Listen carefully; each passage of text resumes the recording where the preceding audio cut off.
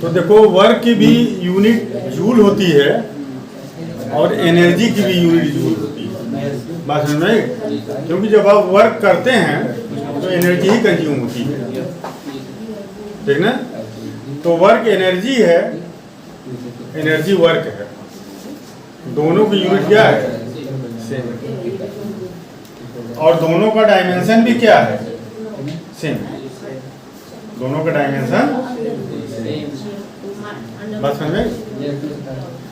Work done negative भी होता है, वर्क डन पॉजिटिव भी होता है, और वर्क डन जीरो भी होता है, ठीक ना? कब वर्क डन निगेटिव होता है, कब वर्क डन पॉजिटिव होता है, और कब वर्क डन जीरो होता है, ठीक? इस पर बात हो जाए पहले, ठीक? अब देखो यहाँ work done W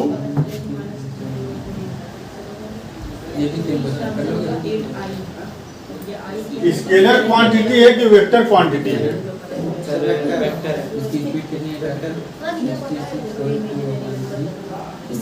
scalar, vector नहीं है। वर्क डन स्केलर होता है। वर्क डन का कौन डायरेक्शन है? तुम काम किए हो किस डायरेक्शन में किए? कोई पूछता है क्या तुमसे? फोर्स अगर तुम लगाए हो तो तुमसे पूछा जाएगा किस डायरेक्शन में लगाए, ऊपर के नीचे किधर फोर्स लगाए। काम किए हो कोई पूछेगा कि पूरब की तरफ काम किए हो कि दक्षिण की तरफ काम किए हो कि ऊपर की तरफ काम किए हो नीचे की तरफ काम किए हो। ये स्केलर है। स्केलर क्वांटिटी वो होती है जिसमें डायरेक्शन नहीं होता है, सिर्फ मैग्नीट्यूड होता है। बात समझ में? जबकि फोर्स क्या है? वेक्टर क्वांटिटी है। और डिस्प्लेसमेंट क्या है? क्वांटिटी है। दो वेक्टर क्वांटिटी का प्रोडक्ट अगर स्केलर आ रहा है, दो वेक्टर क्वांटिटी का प्रोडक्ट अगर स्केलर आ रहा है तो वो डॉट प्रोडक्ट होगा। और ठीक, और दो वेक्टर का प्रोडक्ट अगर वेक्टर आ रहा है तो वो क्रॉस प्रोडक्ट होगा। ठीक, यहाँ देखो एक वेक्टर यहाँ A है, हो गया, और एक वेक्टर यहाँ B है। तो इन दोनों का जो डॉट प्रोडक्ट है वो क्या होगा? स्केलर होगा। मान लो वो C है तो C का कोई डायरेक्शन नहीं होगा। ठीक, और ये इक्वल टू हो जाएगा AB cos थीटा, जहाँ थीटा क्या है? A और B के वेक्टर A और B के बीच का एंगल है। थीटा क्या है? A और B के बीच का एंगल है। ये डॉट प्रोडक्ट है C। इस पर देखिए हमने आयरो इस पर नहीं लगाया, इसका मतलब है कि ये स्केलर हुआ। ये दो वेक्टर का जो क्रॉस प्रोडक्ट है, क्रॉस प्रोडक्ट वेक्टर होता है। क्या होता है? इन दोनों का प्रोडक्ट वेक्टर होगा और ये होगा AB साइन थीटा। ये तो अब हमने बताया कि A क्रॉस B का प्रोडक्ट वेक्टर होगा। इसको तो ये A मैग्नीट्यूड है, B मैग्नीट्यूड है, साइन ये राइट हैंड साइड तो वेक्टर स्केलर है ना? तो इसको वेक्टर बनाने के लिए इसको टोपी पहना दीजिए आप, कैप, है ना? आप मान लो ये F है, F कैप क्या होगा? F का यूनिट वेक्टर, F का यूनिट वेक्टर क्या होता है? जिसका मैग्नीट्यूड 1 होता है। यूनिट वेक्टर का मैग्नीट्यूड, जितने यूनिट वेक्टर सबका मैग्नीट्यूड 1। तो फिर यूनिट वेक्टर बताता क्या? डायरेक्शन बताता है। ये बात समझ में आई? तो ये कौन सा प्रोडक्ट होगा ये बताओ? डॉट प्रोडक्ट होगा, डॉट प्रोडक्ट। और ये हो जाएगा W इक्वल टू, दोनों का डॉट प्रोडक्ट क्या होगा? F S cos theta. हो गया? Where theta is angle between F and S. F क्या है? फोर्स, और एस क्या है? डिस्प्लेसमेंट। इन दोनों के बीच का क्या है? ये एंगल है, ठीक ना? बात समझ में आई? इसको कहीं कहीं किसी बुक में देखो, हो सकता है कि ऐसा भी इस तरह से भी लिखा मिल जाए। देखो ये एफ क्या है? मैग्नीट्यूड है। एफ क्या है? मैग्नीट्यूड है। तो अब देखो, अगर हम इसको ऐसे लिखें, इस पर तो हम वेक्टर लगा ही नहीं सकते हैं। W पर तो हम एरो नहीं लगाएंगे, क्योंकि W वेक्टर होता ही नहीं है। तो कहीं कहीं ऐसा भी लिखा मिल जाएगा, W is equal to F vector, और एफ जबकि है क्या? मैग्नीट्यूड। इसको बंद कर दीजिए मोड में, वेक्टर को मोड में बंद कर दीजिए, वो मैग्नीट्यूड हो जाएगा। एस क्या है? मैग्नीट्यूड। इसको मोड में बंद कर दीजिए। बात समझ में आई? अब इससे हमको एक इंफॉर्मेशन और मिल जा रहा है जो इससे नहीं मिल रहा है। मसला नहीं रख, ये दोनों सही है और ये भी सही है। तीन तरह से हमने इसको लिखा है। एक इंफॉर्मेशन, दोनों तो सेम है, मगर एक इंफॉर्मेशन जो इससे मिल रही है वो इंफॉर्मेशन इसमें हमको नहीं मिल पा रही है। इस इंफॉर्मेशन से आपको ये पता चल रहा है कि एफ जो है ये फोर्स, ये वेक्टर क्वांटिटी है, इस पर एरो लगा है और आपने मोड में बंद करके इसको स्केलर बना दिया। हमको ये पता चल रहा है कि ये डिस्प्लेसमेंट वेक्टर क्वांटिटी है, मोड में बंद करके स्केलर बना दिया आपने इसको। इससे अगर तुमको ये ना पता रहे कि एफ और एस में ये स्केलर है कि नहीं है, बात समझ में, तो देख करके तुम नहीं बता सकते हो। पता नहीं है वेक्टर स्केलर क्या है, देख करके हम नहीं बता सकते। पहले से पता हो तो बता देंगे। इसको तो हम देख करके बता सकते हैं, ये वेक्टर है, एरो लगा है, मोड में बंद किया गया, ठीक। और इसको हम देख करके बता सकते हैं कि इसको तो एरो लगा करके मोड में, ये भी तो मैग्नीट्यूड है वर्क डन का, तो इसको एरो लगा करके इसको तो मोड में हमने बंद नहीं किया, क्योंकि उस पर एरो क्यों लगाएंगे जबकि ये वेक्टर है ही नहीं। ये बात समझ में आई? ठीक। अब इसकी यूनिट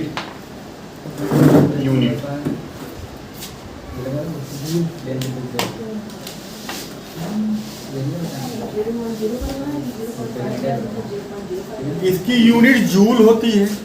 क्या होती है? जूल।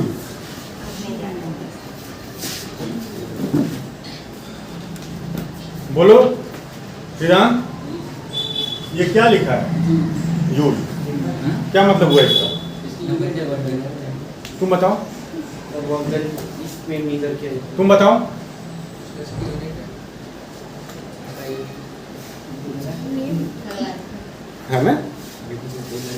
है ना ये बात? ये तो जूल जो साइंटिस्ट थे, ये उनका नाम है। ये कैपिटल जैसे लिखे हैं ना, प्रॉपर नाउन है ना, प्रॉपर नाउन है ना। ये तो जूल उनका नाम है। 10 जूल का मतलब ये है कि जो जूल जो साइंटिस्ट है वैसे उससे 10 है जूल साइंटिस्ट। तो यूनिट कहाँ हुई?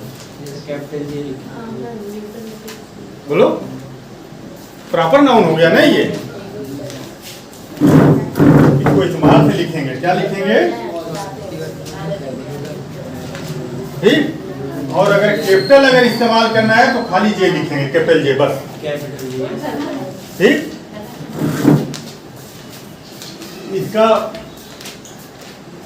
इसका डायमेंशन क्या होगा?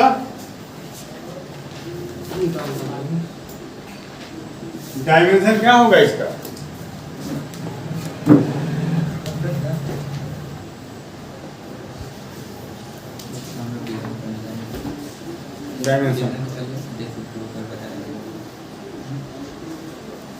डायमेंशन इसका निकाल लीजिएगा। डायमेंशन निकालने के हाँ, T माइनस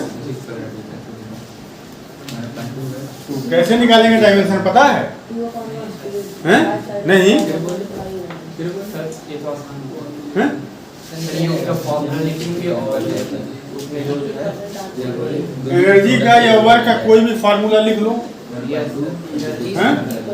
एनर्जी का लिख लें,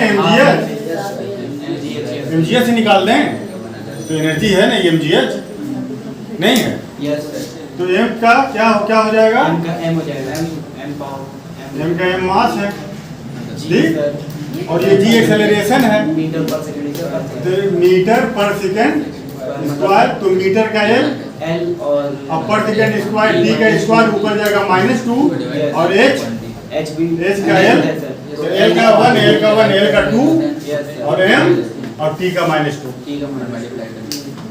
बात समझ में आ गई? ऊपर -2, हाँ -2 लिख लो, नहीं लिखा है तो लिख लो, नहीं इतना नहीं आता यहाँ लिखना, यहाँ गलती है तो यहाँ सुधार होनी चाहिए ना, ठीक ना? बात समझ में आ गई? तो अब वर्क की डिफिनीशन ये है कि फोर्स और डिस्प्लेसमेंट का जो मल्टीप्लिकेशन है वही वर्क है, ठीक? बात समझ में आई? वही वर्क है। अब दोनों का डायरेक्शन क्या होना चाहिए? आप F=W=Fs कहाँ लगाओगे? W=Fs आप वहाँ लगाएंगे जहाँ फोर्स और डिस्प्लेसमेंट दोनों का डायरेक्शन क्या हो, सेम हो। अगर सेम नहीं है तो सेम बना लीजिए आप, इस तरह से बन जाएगा। अभी हमने बताया कि अगर F का डायरेक्शन अगर ये है और डिस्प्लेसमेंट अगर इधर हो रहा है, एंगल थीटा, अब दोनों एक डायरेक्शन में नहीं है, डिस्प्लेसमेंट इधर है, फोर्स इधर है, तो डिस्प्लेसमेंट को फोर्स के डायरेक्शन में लाइए, फोर्स को डिस्प्लेसमेंट के डायरेक्शन में लाइए, इसका F कंपोनेंट हो जाएगा F cos थीटा, ये वाला कंपोनेंट F, तो हमको वो फोर्स चाहिए जो डिस्प्लेसमेंट के डायरेक्शन में हो। अब इस फोर्स से हमें कुछ लेना देना नहीं है F sin थीटा के, तो अब ये वर्क F(s), तो F के जगह आप लिखिए, F के जगह F cos theta into S, तो वर्क F(s) cos थीटा। बात समझ में आई? बात समझ में आई? तो वही चीज है ये, ठीक ना? चलिए, बहुत अच्छी बात समझ में आ गई, ठीक। अब इसके बाद जो है देखिए, अगर डिस्प्लेसमेंट इधर हो रहा है और फोर्स इधर लग रहा है, ठीक, तो एंगल कितना हुआ, 90 डिग्री। मतलब जो फोर्स इधर लग रहा है, देखो इस तरह से इसको समझो, वर्क 0 हो गया, ठीक है, समझ में बात आ रही है, वर्क जो है 0 हो गया है ना? कैसे 0 हो गया, बात समझ में? तो 90 डिग्री है तो वर्क कैसे 0 हो गया? फार्मूला में रख दोगे तो कहोगे यही ना, हैं? उसको थोड़ा सा उसको सोचो, उसको कॉमन सेंस की बात है ये। देखो इधर देखो मेरी तरफ, ये अगर ऐसे है तो इसका सारा जितना, मतलब इसका सारा कंपोनेंट, इसका सब कंपोनेंट x डायरेक्शन में है, y डायरेक्शन में 0। अगर ये ऐसे है तो इसका सब कंपोनेंट y डायरेक्शन में, y x डायरेक्शन। अगर ये यहाँ है तो कुछ x में होगा, कुछ y में होगा। ये फोर्स ऐसे है, फोर्स ऐसे है तो x डायरेक्शन में इसका कंपोनेंट 0 है ना? तो जब x डायरेक्शन में फोर्स का कंपोनेंट 0 है तो फोर्स इंटू डिस्प्लेसमेंट, डिस्प्लेसमेंट के डायरेक्शन में फोर्स आप लोगे और डिस्प्लेसमेंट के डायरेक्शन में फोर्स 0 है, तो 0 इंटू एफ 0 आएगा। बात समझ में आई? क्या आएगा? 0 आएगा, है ना? अब मुझको ये बताओ, 90 डिग्री पर है तो ये 0 है, ठीक। अगर डिस्प्लेसमेंट इधर हो रहा है, ठीक, या फोर्स इधर लग रहा है और डिस्प्लेसमेंट इधर हो रहा है, तो थीटा कितना हो जाएगा? 180। क्या हो जाएगा? 180। तो work done equal to Fs into cos theta, work done is equal to F S into cos 180, तो W is equal to cos 180 क्या होता है -1, तो W इज इक्वल टू -1 है, तो वर्क डन निगेटिव हो गया। क्या हो गया? Work done negative.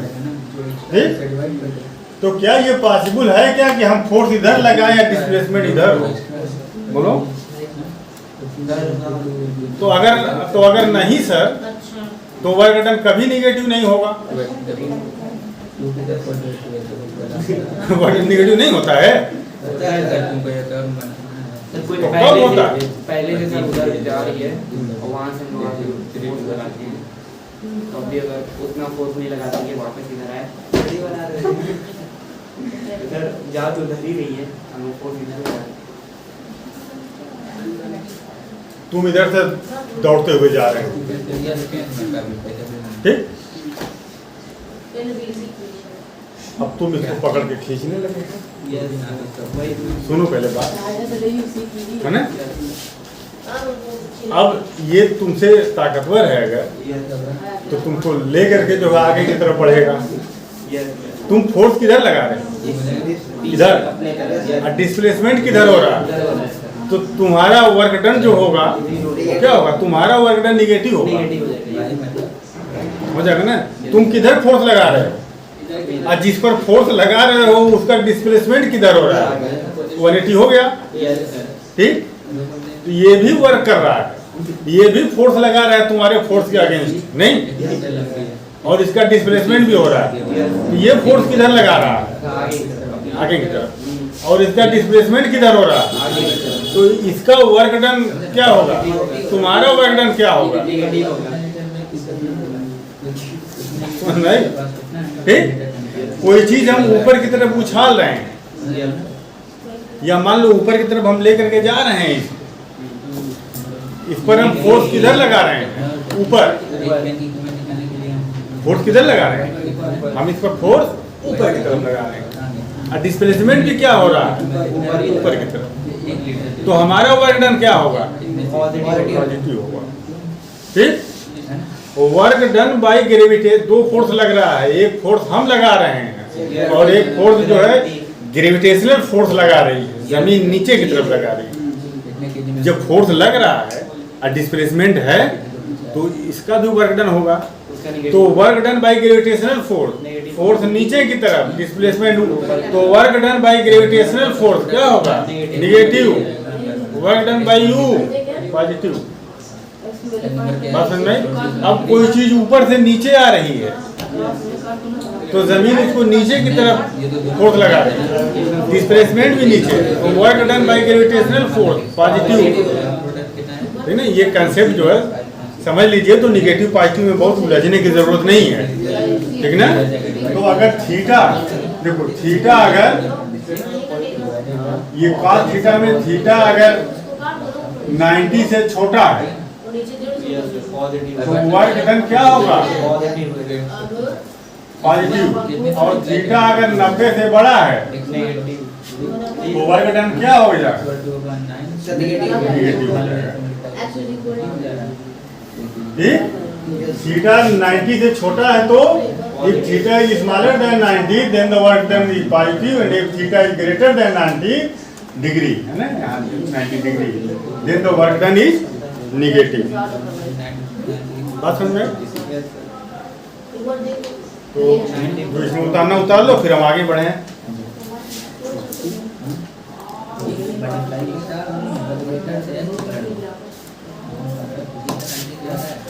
अपने पुली अगर कोई सामान ले करके जा रहा है, तो उसका वर्क डन क्या होगा? बोलो भाई, बोलो। जीरो होगा। ये कहाँ आप लोगों ने पढ़ा है? 9th में क्या पढ़े हो? यही चीज पढ़े हो?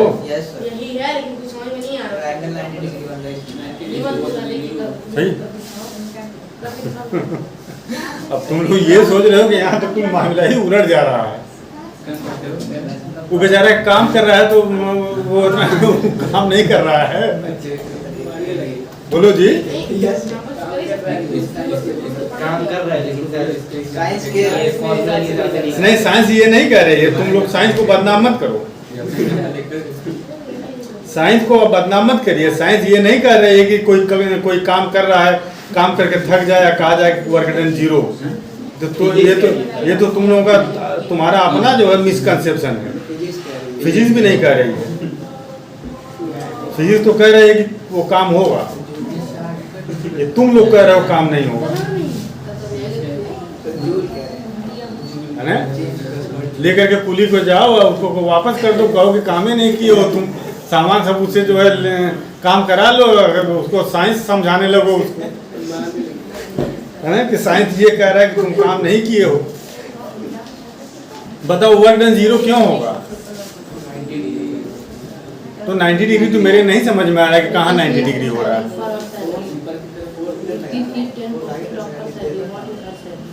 बोलो। पुली जब उतना बड़ा ऑब्जेक्ट ले करके आगे की तरफ उसका डिस्प्लेसमेंट ऐसे हो रहा है ना? सर उसके रेस्पेक्ट में सर सुनो, रेस्पेक्ट की बात छोड़ो, रुको। इसका डिस्प्लेसमेंट ऐसे हो रहा है, पुली ऐसे चल रहा है, ठीक? पुली ऐसे आगे की तरफ क्यों बढ़ रहा है? न्यूटन का थर्ड लॉ क्या है? पीछे की तरफ फोर्स लगेगा तो आगे की तरफ बढ़ेगा वो, तो फ्रिक्शन के अगेंस्ट वो फोर्स पीछे की तरफ अपने पैर से पीछे की तरफ फोर्स लगा रहा है, आगे की तरफ बढ़ रहा है, तो फोर्स परपेंडिकुलर कहाँ लग रहा है? कैसे परपेंडिकुलर फोर्स हो गया बताओ? पैर से वो फोर्स ऊपर लगा, इधर सुनो, पैर से वो फोर्स ऊपर लगा रहा है कि पैर से फोर्स नीचे लगा रहा है? सर ऑब्जेक्ट नहीं मूव कर रही है, ऑब्जेक्ट नहीं मूव कर रहा, वो लेकर के जा रहा है, यहाँ से पुली वहाँ पहुँच गया और ऑब्जेक्ट के सर पर पुली है। क्यों? पुली के सर पर ऑब्जेक्ट है तो पुली मूव कर रहा है, तो ऑब्जेक्ट नहीं मूव कर रहा है? अरे भाई, पुली का वर्क डन होगा, work done by gravitational force zero होगा। उसका जो मास है, ये देखो, उसका ये पुली अपने सर पर रखा है, इसका फोर्स किधर लग रहा है? ग्रेविटेशनल फोर्स नीचे की तरफ। डिस्प्लेसमेंट किधर हो रहा है? इधर की तरफ हो रहा है। मैं देखो अपने हाथ से देख रहे हो, मैं इस पर फोर्स आगे की तरफ लगा रहा हूँ कि नहीं लगा रहा हूँ? और डिस्प्लेसमेंट भी किधर हो रहा है? मुझे पुली मान लो, मैं ऐसे फोर्स आगे की तरफ लगा रहा हूँ, डिस्प्लेसमेंट भी हो रहा है, तो कहाँ मेरा काम जीरो हो रहा है? कैसे जीरो हो रहा है? हाँ, work done by gravity zero होगा। ग्रेविटेशनल फोर्स किधर है? इधर। डिस्प्लेसमेंट किधर है? इधर। 90 जीरो, तो work done by gravity zero होगा, ठीक? हाँ, तुम लोग इस चीज को कायदे से समझे नहीं हो 9th में, इसलिए ये मिसकंसेप्शन तुम लोगों को हो रहा है ना? हाँ,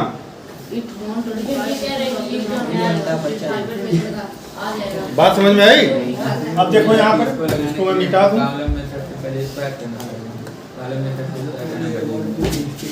देखो यहाँ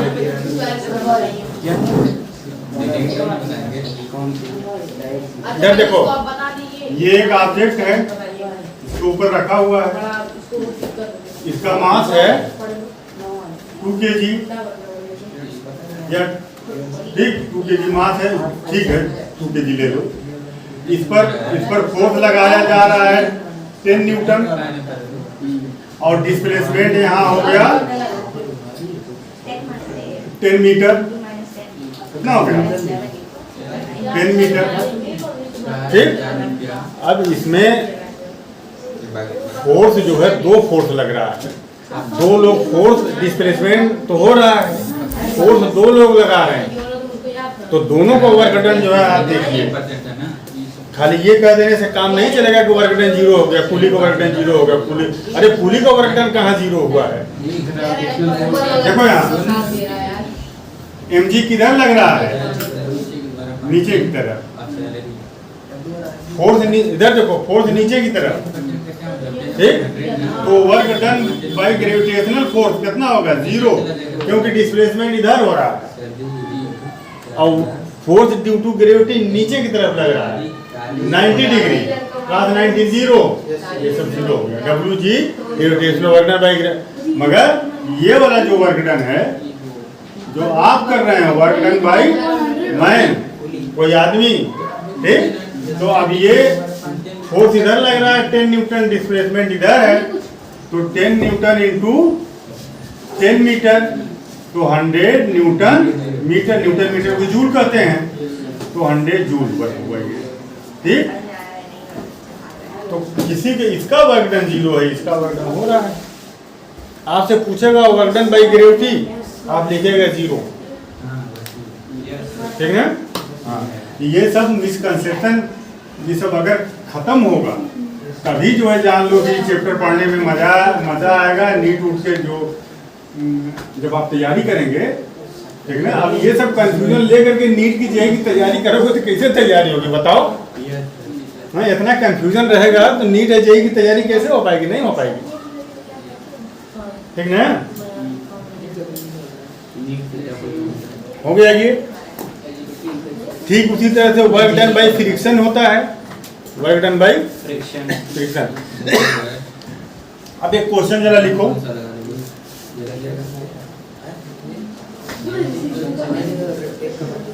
बोलूं? चल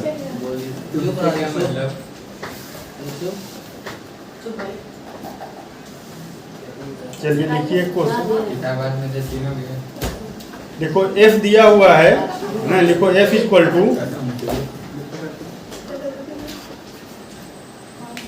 question force F equal to 2I I cap plus 3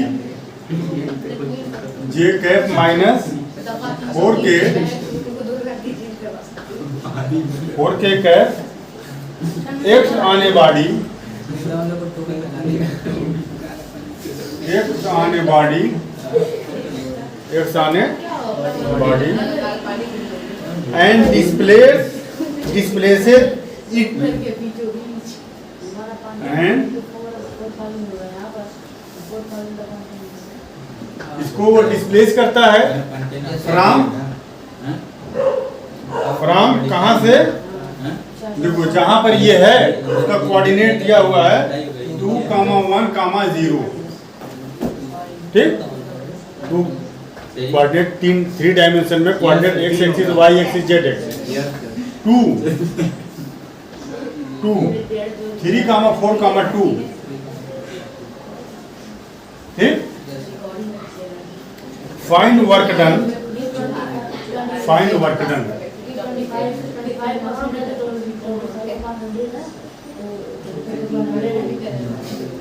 find work done. बताओ कैसे निकालोगे?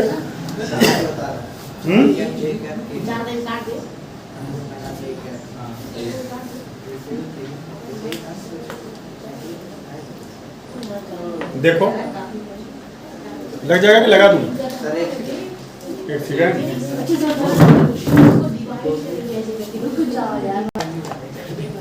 बता दूं? लग जाएगा, लग जाएगा ना।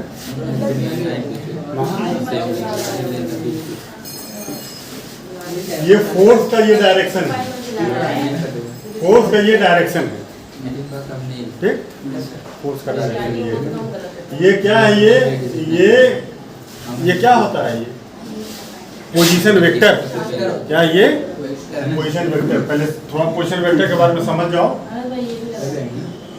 तुम लोग नए आए हो ना।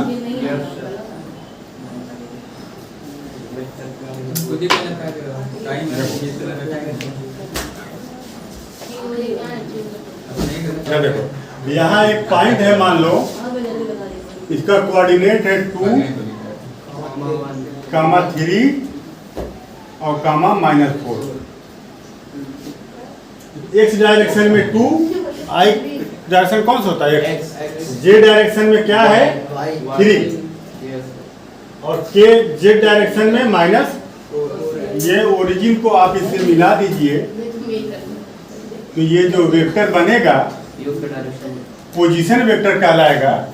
इस पोजीशन वेक्टर को हम लिखेंगे, ये 2y के z के डायरेक्शन में है x के, और 3j के डायरेक्शन में है y के, और ये हाँ जेड के डायरेक्शन में है तो 4 के। ये मान लो ये एफ है तो देखो ये एफ है, ये दिया हुआ है, ये डायरेक्शन दिया हुआ पूरा, ठीक। तो वो चीज देखो यहाँ दिया हुआ है एफ का डायरेक्शन, कितना परसेंट जीती? ठीक। मैं जीत लिया। आ जाओ 20-25% निकाल दो। अब देखो यहाँ से यहाँ जा रहा है ये 5 में जीती है। ये अगर 4 मीटर पर है और ये 9 मीटर पर है ओरिजिन से ये 4 मीटर पर है या यहाँ से, और ये 9 मीटर पे, ये डिस्टेंस कितना हो जाएगा? 9 - 4 होगा ना। तो इसमें तो फाइनल में से इनिशियल को क्या करेंगे? माइनस कर देंगे। तो डिस्प्लेसमेंट अगर देखो डिस्प्लेसमेंट यहाँ से यहाँ तक हो रहा है, ठीक। इसका पोजीशन वेक्टर क्या होगा? R1 = पोजीशन वेक्टर जो बता दें ना, तो 2i प्लस j का मैग्नीट्यूड 1 है और ये 0 है प्लस 0 के हो गया। और R2 कितना? 3i plus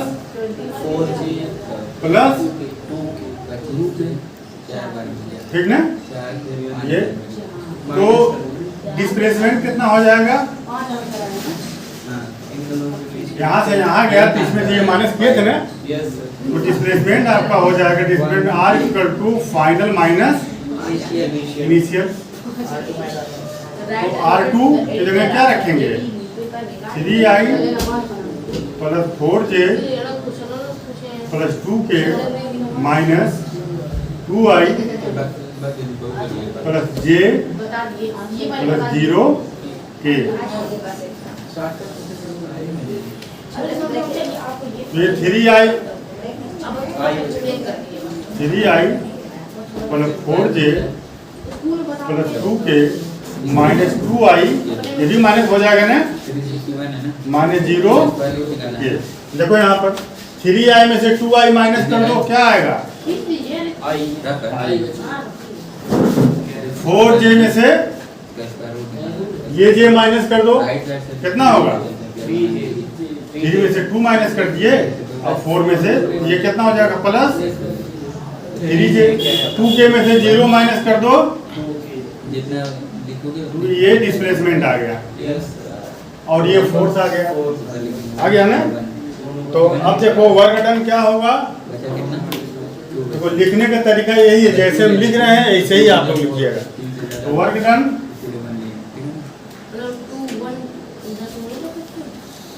W = vector F dot vector S। अब इसकी जगह R है, डिस्प्लेसमेंट R है, तो इसके जगह क्या लिखते हैं? R। तो ये हो जाएगा, देखो इसके जगह क्या लिख दें? ये बोलो 2i, बोलो जरा 3j, बोल नहीं रहा, माइनस 4k ना, minus 4k 2i plus 3j minus 4k और फिर डॉट यहाँ लगाएंगे R, ये i plus 3j plus 2k। तो अब डॉट प्रोडक्ट में तुम लोग ये देखो i का j में प्रोडक्ट क्या होगा?